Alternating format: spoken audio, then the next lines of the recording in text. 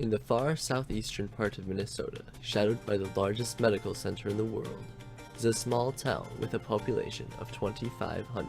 In the late 1800s and early 1900s, Spring Valley was quite a place to behold. With two railroads going through town, it made Spring Valley a very prosperous place to live. There are a few characters worth mentioning who lived in Spring Valley.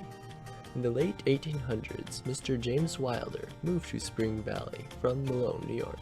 This brings me to our first point of interest in Spring Valley. The Spring Valley Laura Ingalls Wilder Museum is a place that people can come and take tours where they will learn about the life of Almanzo and Laura. There is also a nice history of the town that talks about Charles Henderson, the man who lived in Spring Valley and invented the very first hand stapler. Also, you may have heard of Richard Sears, who took all of his high school years here, and went on to create the Sears and Roebuck catalog. Spring Valley has its own police station, ambulance building, and fire station, always ready to help people with traumatic or medical situations at any time of day in all kinds of weather. There are lots of places to eat in Spring Valley: Dairy Queen, Subway, The Rack, The Pizza Place, Big Bob's, Elaine's, and A&W. Interestingly enough, the A&W has been family-owned since 1956. With its retro-style dining room and the option to eat in your car, eating at A&W will allow you to relive and rekindle the joys of good old-fashioned all-American food.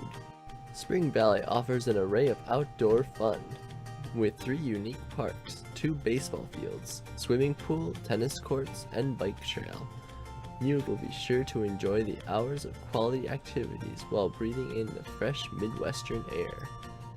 Still, even with all that it has going for it, Spring Valley is a dying town. It needs something to stop the downward spiral. Many of the smaller towns in this area are being lost. Though this topic is up for debate, I think that the big reason why Spring Valley as a town is failing is because people as families are failing. The government is based on communities, and communities are based on families. Filled with fields of corn, beans, and oats stretching across the landscape, Spring Valley is a very rural community. This land is cared for and cultivated by the people of this area, who take great pride and joy in what they do.